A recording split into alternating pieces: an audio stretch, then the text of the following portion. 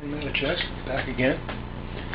And I'm getting ready to smooth and start decorating.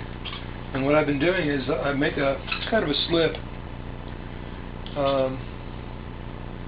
Technically I guess it's a slip, but really it's just it's a clay body with no other additives, just water. It's when I'm throwing it, I save some in a cup, the soft stuff.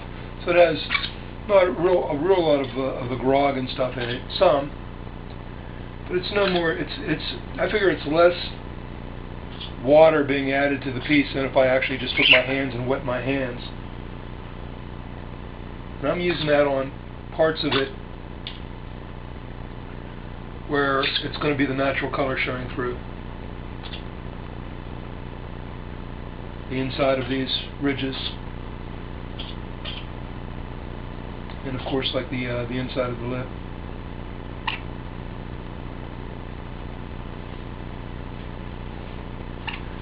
And here was Lucky Bird.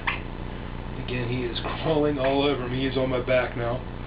He's a funny little dude.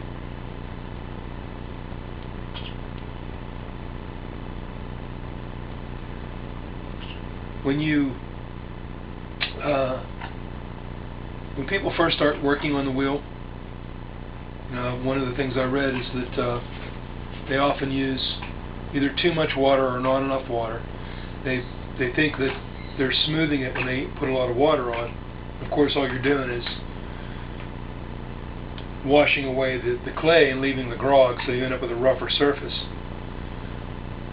But I think it's probably one of the things I like about the idea of using slip. One of many. I just really like working with it. I can see where I think glazes are going to be more just other than a clear, just accent.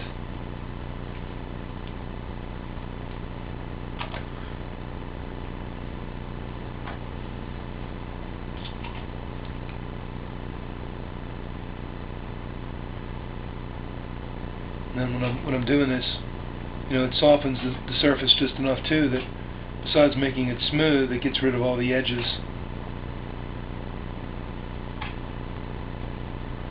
I use a heat gun so that I can put multiple layers on when I start getting to the colored slip, which I'll be doing here in a few minutes. Again, I'm not getting real elaborate on this piece. I got a bit of news actually yesterday. Not good news. My wife's hours are being cut at work. She'll be making about $100 less a week, which is not good. So it looks like I'm going to be attempting to sell some of my pottery to make a little extra money until things pick up where she works. Anybody has any tips on that, I'd appreciate it. I know there are a lot of potters that sell things, that watch the videos.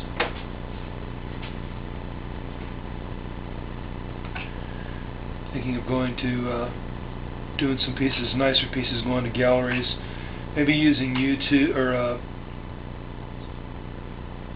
eBay for a few things. Although eBay is, I sell my vintage kitchenwares on there, and I hate using eBay. Leveled the playing field, and also destroyed a lot of markets.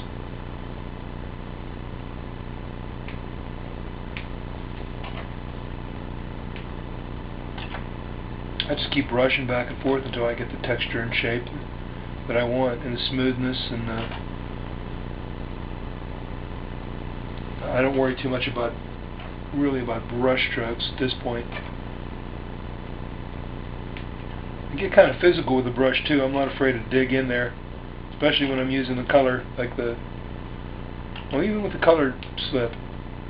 My first layers, I really get them I work them into the clay, trying to get a good bond, and then dry that layer, and then either wait about 15 or 20 minutes or use the heat gun on it a bit, And the next layers I put on, I start getting a little bit softer with the brush.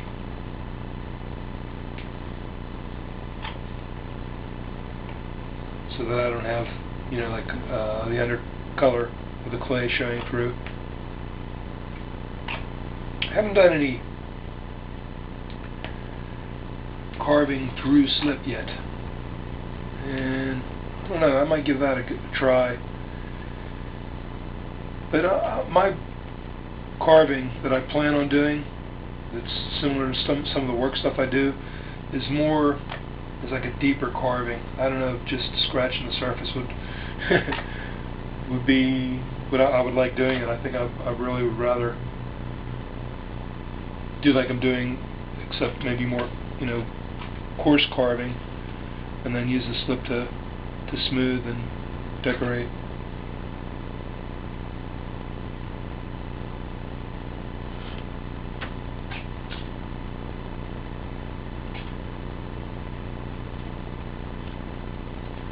Lucky Bird is hanging off of my butt right now. You can't see, but he is a very acrobatic little... He's a brown-throated conure, or brown-throated conure, some people call them. They are very acrobatic and comical.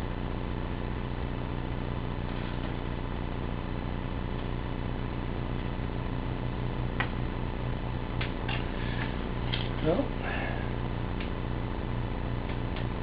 that's about the end for this video. Sorry there's so many, and again, if you should skip through, you won't be offending me. I won't even know you're doing it.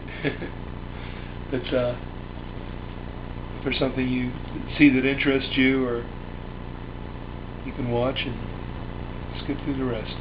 Figure that way you get, you know, people who are maybe just thinking of doing this or just starting like I am might get something out of it. And you can choose. Okay, that's about it on the video. See you in the next clip.